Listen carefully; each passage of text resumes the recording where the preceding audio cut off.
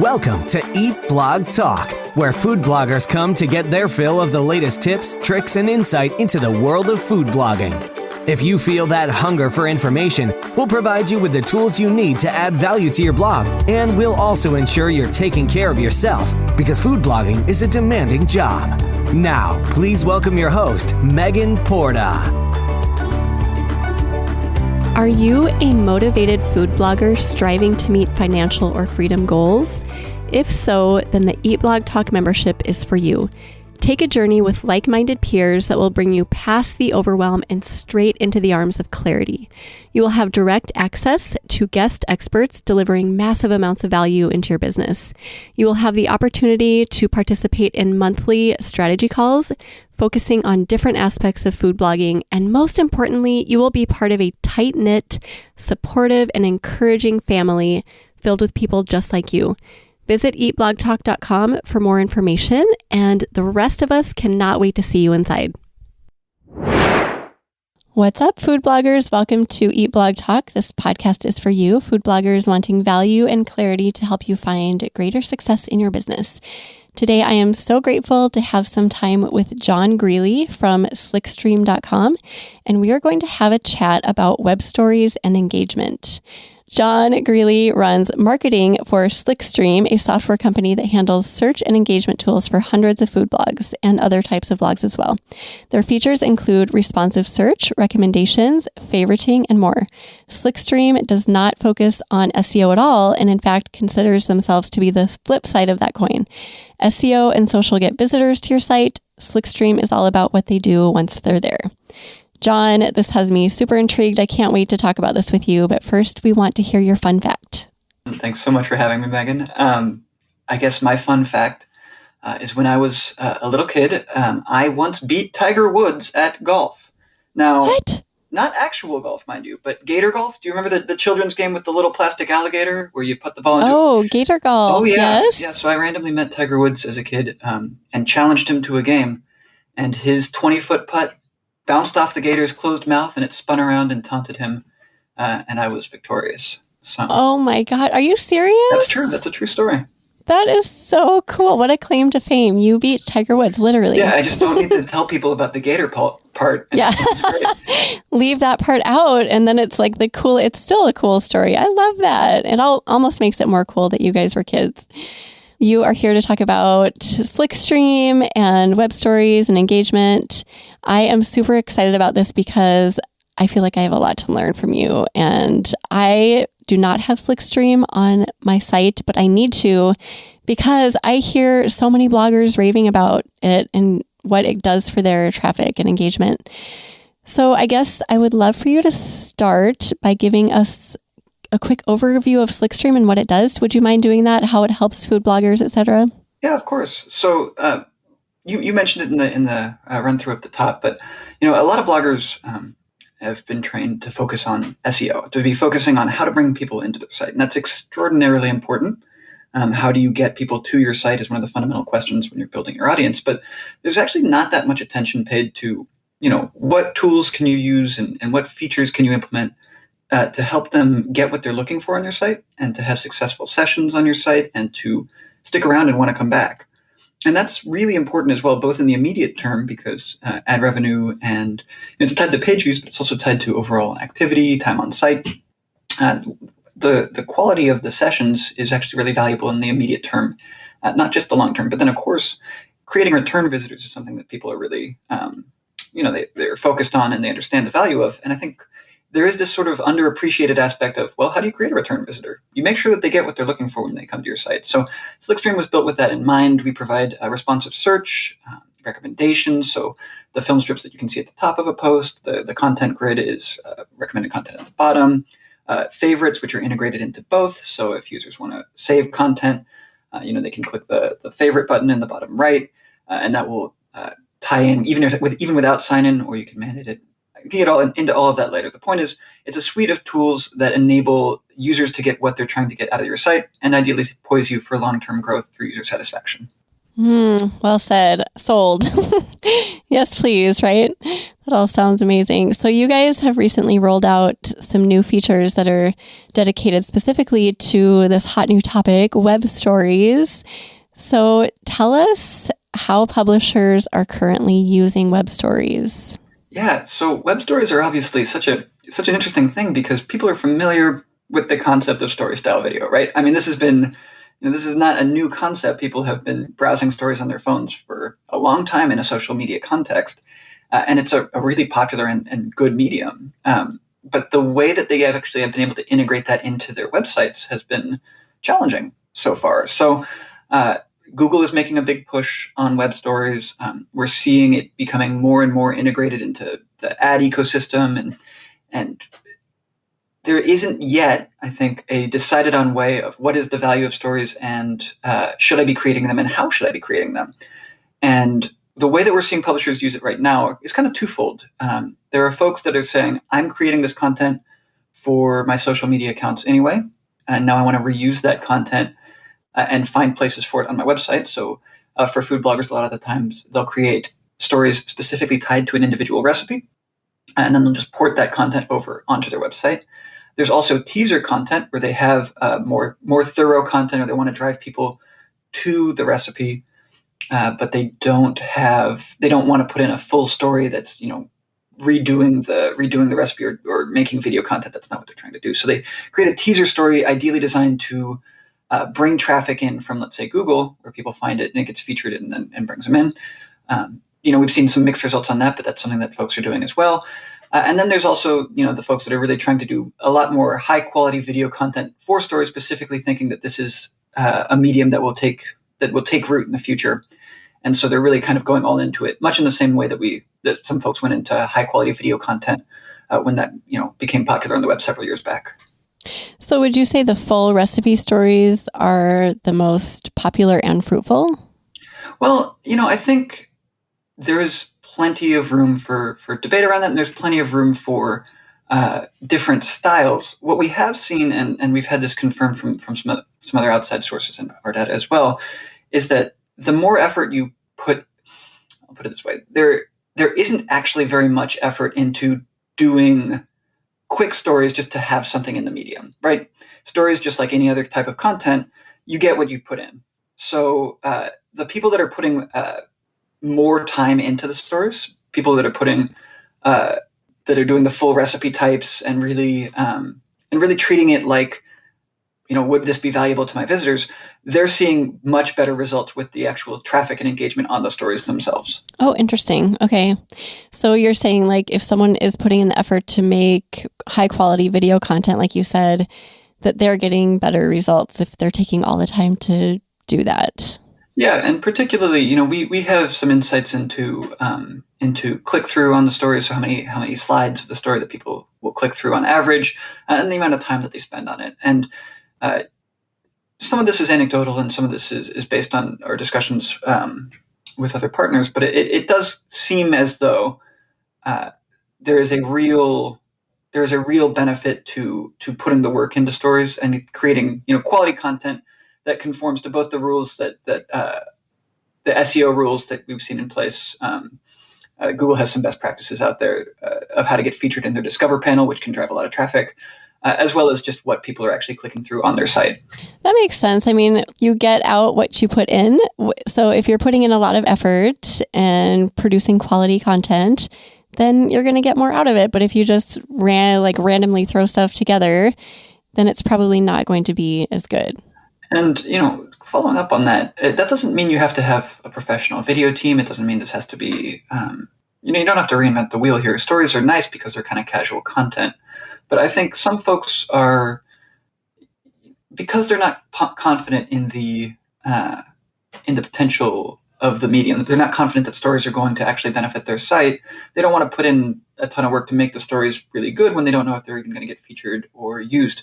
And I think that probably is the wrong approach to creating them, because just like anything else on your site, I mean, food bloggers are among the most focused on the content itself, as far as I can tell, any vertical. The content is what people are coming for, and if it's not as good, or not presented as well, they can get it from other sources. And so I think, your listeners almost certainly have a really strong connection with their visitors.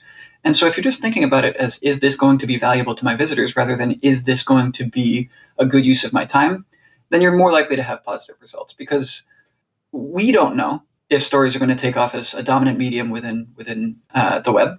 That's not something that we can predict. And I think there's a lot of hype around them, but nobody's quite sure if they're going to be the thing. But we definitely do know that the things that you do to create good experiences for your visitors across your site have extremely positive impacts. And this is no different than that. That was so well said. I love that. And I feel like everything comes back to that. Everything comes back to that one line. Like, is this good for my visitors and my audience? Is it adding value to them? If the answer is yes, then do it. Yeah. Right?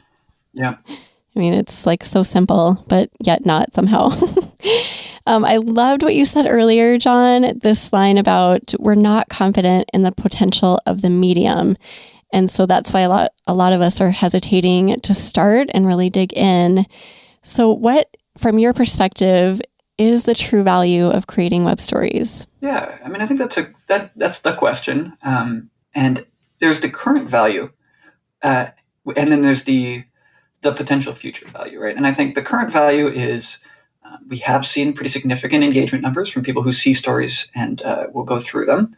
And there is a potential traffic value as well, in the sense that, I've been mentioning, Google has been pushing their web stories as they're really spending a lot of time and effort trying to get publishers to adopt them.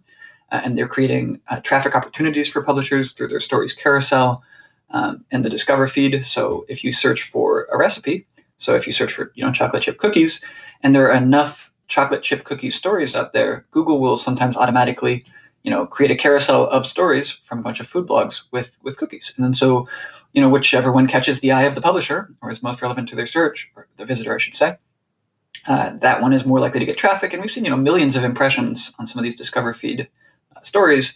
And, when you factor in how many people click it and how many people engage with it, it can be tens of thousands plus of additional page views from an individual story that you've created. So that's one potential piece of value. And then the other is keeping people engaged and active on your site and getting them what they're looking for. And on that latter front, a lot of the value that publishers see in keeping people on site and more page views and more engagement is immediate ad revenue. And that part has been a little bit lacking from stories in the past. I think that's a really big focus point in the near to medium term future of stories, is how to best monetize these. And we're doing some stuff on that front. A lot of ad networks are doing some stuff on that front. I mean, there's work being done there to make sure that the value that your visitors are getting is being recouped by you as well. I think you are speaking to so many people, because ad revenue is something that we all want more of, or maybe we want it even just a little bit. So very interesting to hear that there's potential there, that I'm sure that you're behind the scenes, you and Google are all working on how to maximize ad revenue. So that's really cool to hear. Yeah. And, right now, as it stands, we know that the ad networks that we're working with have the ability to put advertisement slots in stories. That's already there. The question is there the demand from the advertiser side? So can you get the RPMs to make this worthwhile? And are publishers, creating enough stories that the ad networks are going to put focus on it?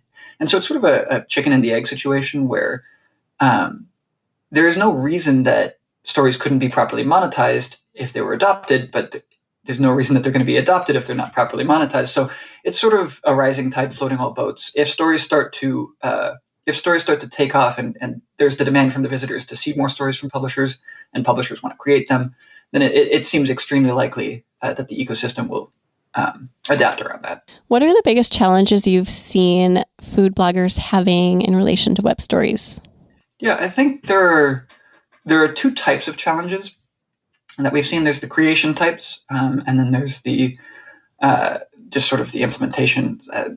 There's the how to create the stories and what to create, and then there's the what to do with them once you've created them and using them on your website. So I'm going to stick with the Google Web Stories ecosystem for the purpose of this. Slickstream has a creation tool, as do several other third parties, but web stories is the closest thing to an industry standard at this point. And to create web stories, you can use any number of third parties. You create them in the Google format. They can get SEO. And then you have to find out how to place them on your site. You can host them yourself via WordPress, it can be a little complicated. You can use Slickstream to display within the Google Web Player view. You can use I'm just a little hesitant here because there are solutions, but there's no one solution. So it's very complicated for publishers to find out the best way for them to feature the stories that they've created on their site. And then there's the questions of, well, is this slowing my site down? Is this technology settled enough that I can ensure what this is going to look like for my visitors on all mediums? And if the technology is changing frequently, then that's just a lot for the publisher to keep up with.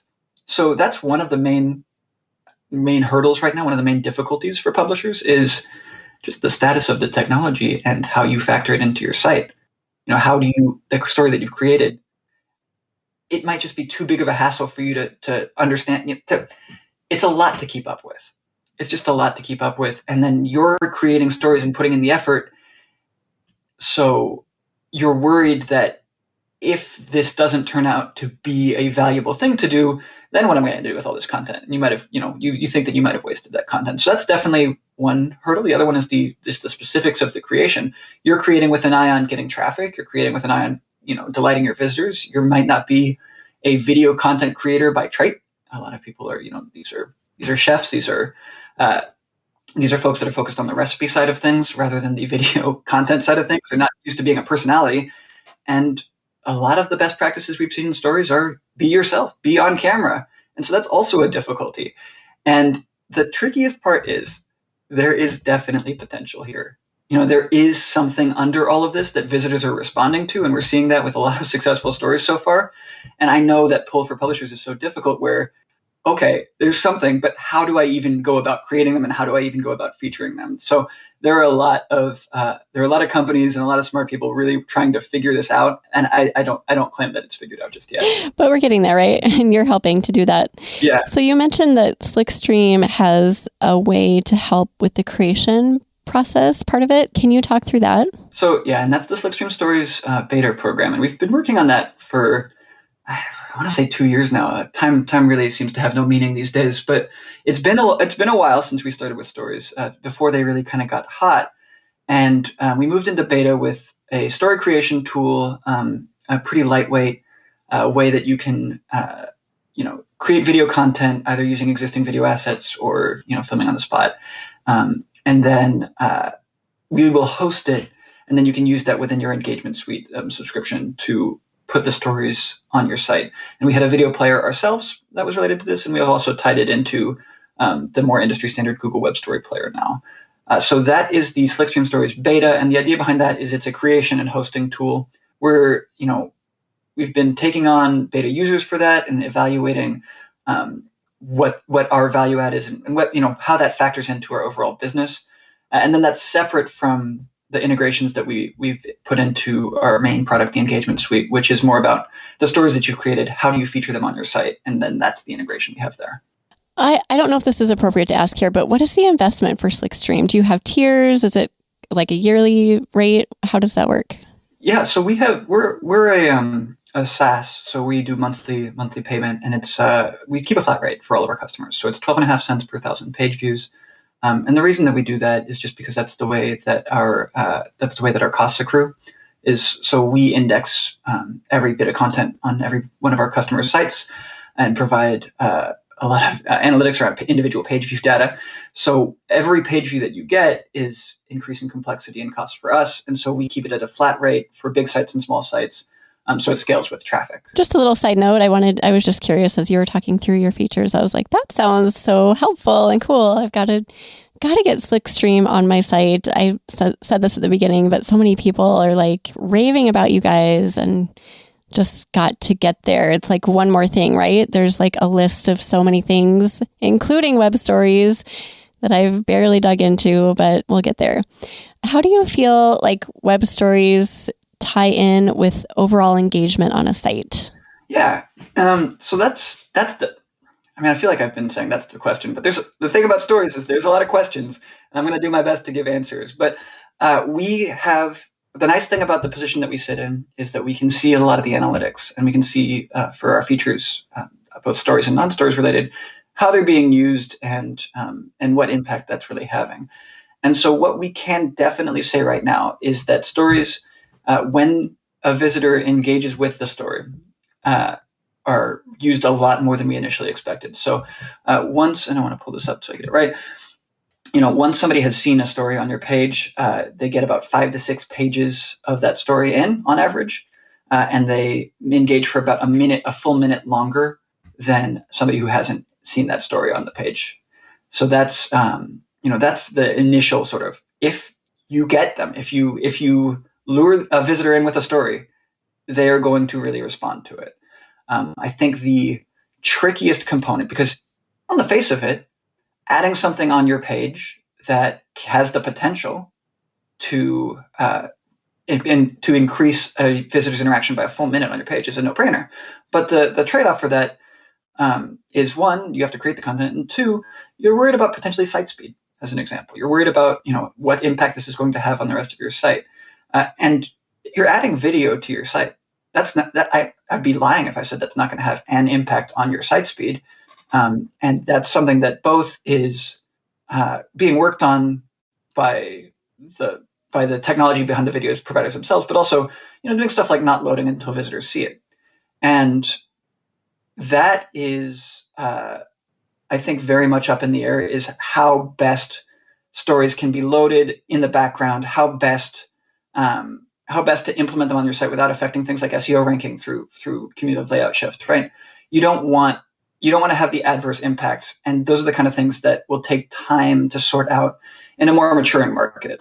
I think right now stories are still sort of the Wild West in terms of, you're putting them on and you're crossing your fingers and you're hoping for the best, that the positives are gonna outweigh the negatives. And over time, I think that will be a lot more of a certainty once people have seen what the positives in the engagement are, and then how to best mitigate the negatives.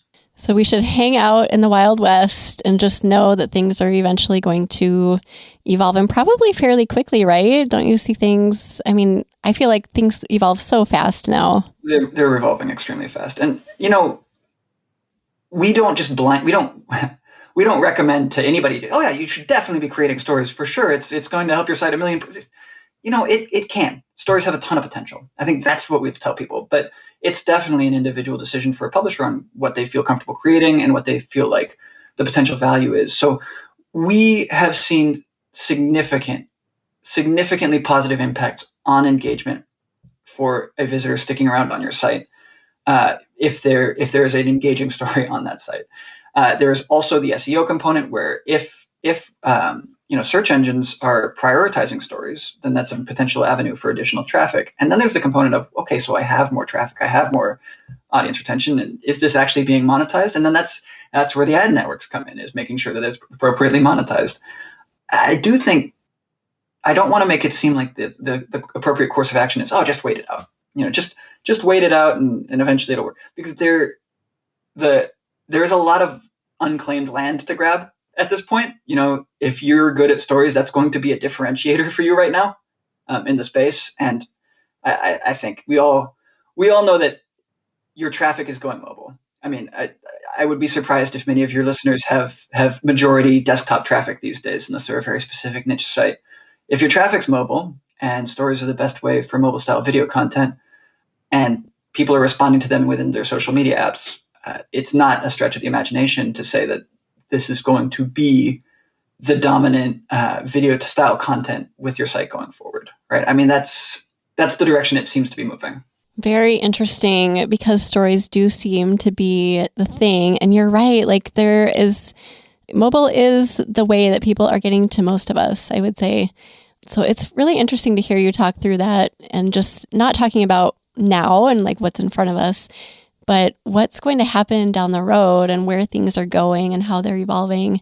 And I think that's a smart way to approach it, right? Like looking ahead a little bit and saying, yeah, people aren't going to go back to desktop. Most likely they're going to be doing more mobile, and stories are huge, and the technology is evolving, and video is where it's at. And all of those things together kind of make that perfect storm? Like, yes, this is something that we should probably be paying attention to. Yeah. And, I'd like to bring it back to just briefly, because you're thinking about the future and I think there is this sort of trade-off that a lot of your listeners will be familiar with, which is I can kind of I can cash in on my website now. I can put in a bunch of, negative user experience components, like imagine just giant pop-ups or video ads that replace more video ads and just make as much money as I possibly can from my site right now. Or I can try to keep building it. And, you can say, oh, well, the best user experience to build it is to have, nothing on the site to be negative to use, nothing, not try to get them to sign up for my newsletter, not try to show them a video, just give the user specifically what they want, or try to maximize the business side of it on your end. And that's a really tricky balance to strike, right? The thing that our philosophy at Slickstream, and I think we've seen a lot of our publishers, we've kind of picked up a lot of this from a lot of our publishers, is the things that you're doing that help your visitors, the things that you're doing that suit your visitors' needs are the things that are gonna pay out in the long term. So you have to meet your visitors where they are to a degree, and not hope that the content that you're creating is going to find the audience that it's for. You have to be also saying, well, what does my audience want? Again, so simple. It comes back to some really simple concept. What do they want? What do they need from you? It sounds really simple when I just have to say it. Now, it's a little harder to put into practice when you have to create all the content, manage the website yourself. And it's an extremely difficult job that bloggers have, because you're just expected to do everything. You're expected to be good at all of these different things. And it's really an entrepreneurial challenge. Yes, I hear you. And everyone listening is like, yes, John, I hear you. What are your recommendations about where to start with story creation? What if there are food bloggers listening who are like, I don't know where to start. Where do I start with my content? And how many slides do I put together? All of that. Do you have recommendations for that?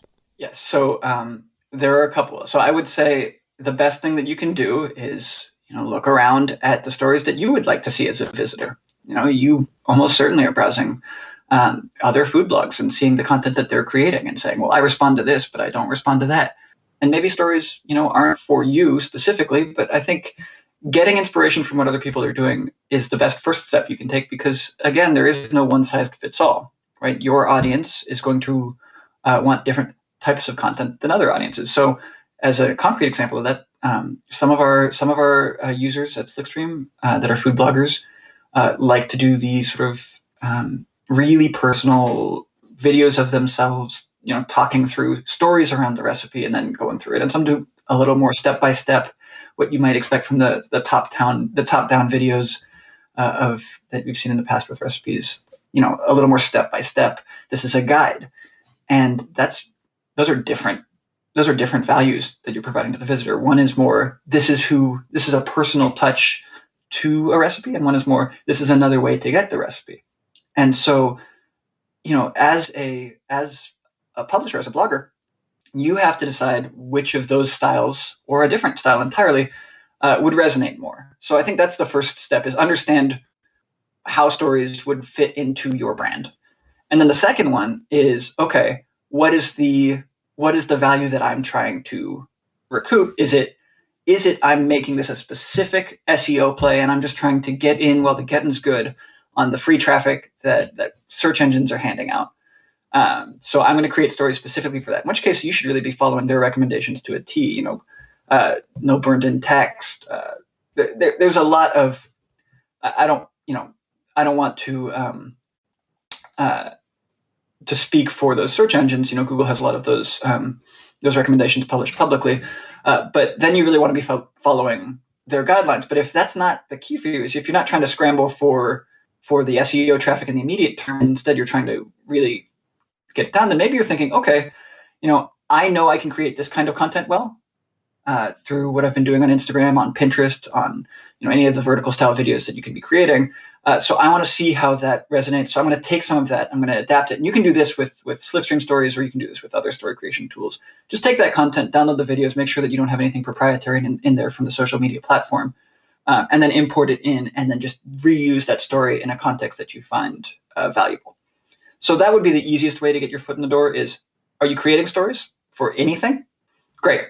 Take that content, use one of the story creation tools, put it in a web story, put it on your site, and then check the metrics at first to see, okay, are people responding to this? And does this, to me, feel like a value add to the visitor? Okay, what if you're just launching into this and you decide to go the route of the native web stories plugin, right? It's a plugin within WordPress. So you're going that route of just using that native interface. Where do you start with posts? Like, let's say I want to highlight 10 posts on web stories in the next few weeks. Do I start with my most popular content? Do I start with newest content? Do you have any thoughts on that? This is, again, going to come down to publisher circumstance and preference. But what I can say is stories are individual pages themselves. So when you create a web story using that plugin, that will be treated like a web page. So it will be searchable. So the kind of content that you're trying to drive people to with web stories, you should be thinking through. So, okay, I'm creating a story that's tied to a specific post and I intend to embed it there. But even still, this is going to be searchable. This is going to be something that can turn up in the stories carousel, for example. And I need to think about what the considerations are for the new content that I'm creating to begin with. So, as an example, let's say that it's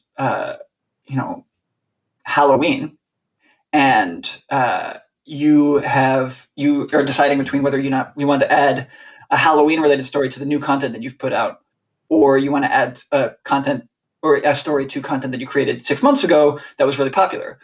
Well, bearing in mind that this is going to be treated like a web page by search engines and that might have a knock-on effect, you might want to think about what the thing is that's more topical. So I would say that's a consideration, is don't forget that your web stories are going to be treated as web pages by anything that indexes your site, because that's by nature what they are, is a web page. But then I really do think that if you're trying to knock it off your list of, I want to create stories, do what you're comfortable with, right? Because there will be a learning curve. I think this is not the same as creating the video content you created in the past. And it's not necessarily the first story you do might not end up being the style that you end up creating going forward. You might find success with stories in a kind of different way. So, I would say that if you know your most popular recipe like the back of your hand, and you feel like you could create an easy story for that from scratch, and you want to add it to it because you have a tale that you want to tell about this recipe, right? Do it. Get on camera, tell your tale about it, and see if your visitors respond to it. And I think it's just getting your feet wet in the medium. It's just getting your feet wet in this new way of engaging with your visitors, with interacting with your visitors and providing them something. And then, food bloggers have such a great relationship with their visitors, where they have such a back and forth. You're hearing a lot from your visitors. In a lot of the industries and verticals we work in, you don't have that back and forth. You don't have that immediate feedback.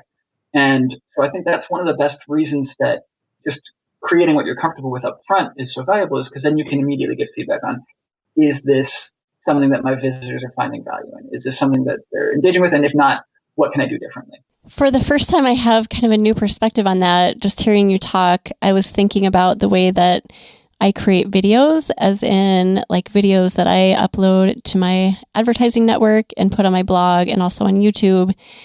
What you were just saying is the exact process I go through when I'm thinking through videos. So I think, okay, how would this be valuable to my audience? And then I think about, well, I would like to tell them that this cheesecake, if it's jiggly in the center, that you need to put it back in the oven and things like that. And I hadn't seen web stories in that same way, but now I feel like you could approach it the same way as you do video, and incorporating your voice and your messages and your personality into web stories, as opposed to just like putting ingredient steps up of the recipe, like exactly as they are, step 1, step 2. I mean, you could do that, but I really appreciate that new perspective of approaching it as if it were a video that you're creating to share, because I think we all really value those videos that are curated so carefully and with so much love. Yeah, and you mentioned personality there, and I think that's for us at Slickstream, we're seeing that if there's one word that encapsulates the value of stories that's different than the value of anything else, it's personality. And what I mean by that is it's much easier to forge in a casual video. So stories, if we just consider them to be a little more enabling a little more casual video style than the traditionally produced type, it enables visitors to get more of your personality in the story because it's what you're choosing to showcase. Even if it's not you on camera, explaining, even if it's a more traditional recipe style, it's the style in which you choose to present it. It's the content that you choose to put stories on, and it's the way that you're telling a story, right? That's why I think it's an appropriately named video style. And when you think about why people are coming to your site, it's personality is a big part of it, right? Why do people come to Eat Blog Talk as a podcast? Is you, Megan, right? Your personality is a big part, the part of what's driving people to your content. And that applies to food bloggers. It applies to really anything. Is why are people coming to my site instead of somebody else's site? And it's not your tactics. It's not your SEO tactics. It's not your engagement tactics. Those are valuable in driving it a little bit further and making sure that you're efficient and optimized and everything else. But they're doing it because of what you're creating. The content that you're creating is resonating with them. And I think the potential that a lot of people see in stories is the ability to really let that personality shine through in an easier way than they could with traditional content.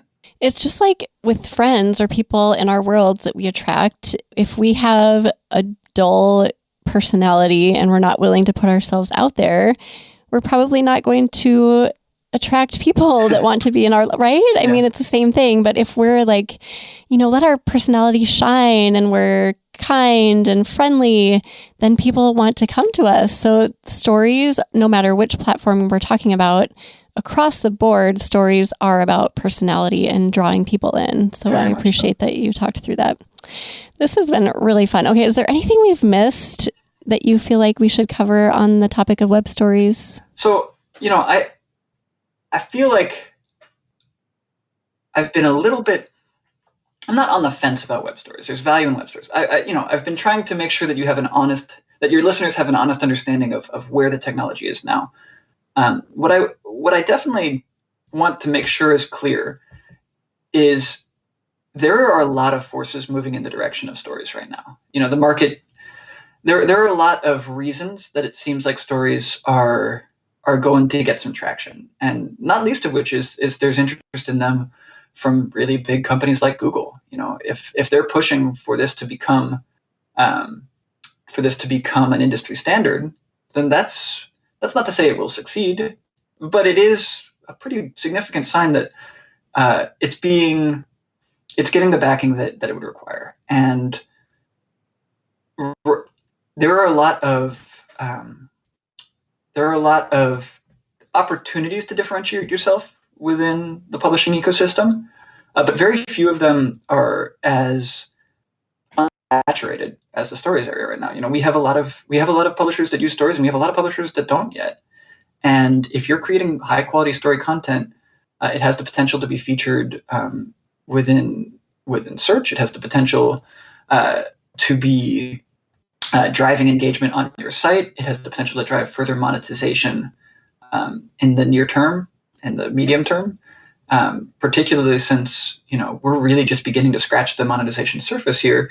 If you're getting if at some point you can get regular RPMs while people are watching your stories as well through footer ads or interstitial ads or whatever it is, that's a huge potential revenue stream. And it's not that you can just wait and eventually, once it's ready, jump in. I mean, you can do that, but you'll be less poised to take advantage of once it's actually ready, once it's actually a clear, obvious value to you as a publisher and to your visitors. If you have no experience in creating it, you're just going to be behind, right? And that's okay for some publishers. But I do think that even though there are a lot of questions surrounding stories, it is pretty evident that they're a big opportunity. Okay, well, listen to John, everyone. Opportunity. We all love that word. So I've been saying this too. I haven't dug in much. I think I have 5 or less created, but it's on my radar and I plan to dig in a little bit more. So that was all amazing. Thank you, seriously, for just going through that. I know I've seen in our community, people are talking about web stories all the time. Like, what does this mean? Should I be doing this? So I think this interview will help people to kind of sort through everything. And you guys have an event coming up with Google, and you're inviting food bloggers to join you. Can you talk a little bit about that? Yeah, so this is a Slickstream event that some representatives from the Google Web Stories team have been kind enough to join us for. And it will be a Q&A, a live Q&A where publishers can ask sort of best practices around stories. And so while I was sort of able to speak to the overall ecosystem today, a lot of the technical, what should I be doing and what are the best practices and, the specific questions that publishers might have, I wouldn't be as poised to answer, and nor would I be as poised to know what questions to ask. So this is an opportunity, and we're really excited about it because we have been working closely with the Web Stories team.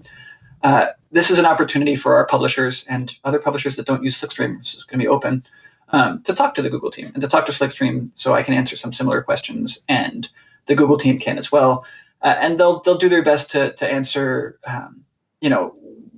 a lot of the why, what, how that from the perspective of a search engine, from the perspective of Story's biggest backer right now. And so that's going to be March 25th. We have a registration page available at www.slickstream.com/events. And you can register there. It's free. And then we'll send the login detail in advance. But we're really excited about this. We've been really working at making sure that our Web Stories implementation is effective. It's based on Google Web Stories, and they've been great partners in the process. And so the fact that they've agreed to come on and talk to our users is just really exciting. Q&As are always great. Food bloggers love Q&As. They like being able to go and ask the questions that they have. So glad you guys are providing that.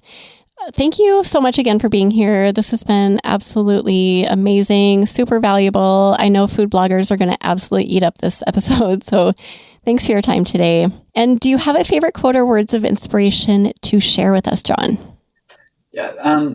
So I decided when you asked me to prepare this one, I don't want to go with a quote or anything. I want to stick with our kind of nerdy, data-oriented Slickstream vibe. That is our personality at Slickstream. And everything that we have seen, we get, thankfully, a lot of insight into publisher data, and we've been doing this now for a couple of years, and we have some longer-term trends to point to. And I think every site is different, and what makes every site tick is different. But the thing that we've seen that's a unifier across the board is the more your site does the right thing by your visitors, the more that you're thinking about, is this a good visitor experience or not, is going to drive your visitors will reward that. That's just been backed up by all of the data that we've seen so far is, making those long-term decisions around giving your visitors a good experience will be rewarded in long-term growth. And so I think that's something we've seen a lot from food bloggers. They're already doing this, but you're doing the right thing. Thank you for saying that. I think that is kind of a little bit of peace for a lot of people, myself included. You're doing the right thing. We're focusing on our people and giving them the value they need. And that really does go a long way. So thanks, John. We will put together a show notes page for you, John. If anyone wants to go peek at that, you can go to eatblogtalk.com/Slickstream. John, tell everyone again where they can find you online. Sure. So www.slickstream.com. You'll know that you're there because there's a story telling you what we do front and center. So that should tell you how seriously we're taking the medium. So slickstream.com is our homepage, and then slickstream.com/events is where you can register for the Google event. Awesome. Well, thanks again, John. And thank you for listening today, food bloggers. I will see you next time. We're glad you could join us on this episode of Eat Blog Talk. For more resources based on today's discussion, as well as show notes and an opportunity to be on a future episode of the show, be sure to head to eatblogtalk.com. If you feel that hunger for information, we'll be here to feed you on Eat Blog Talk.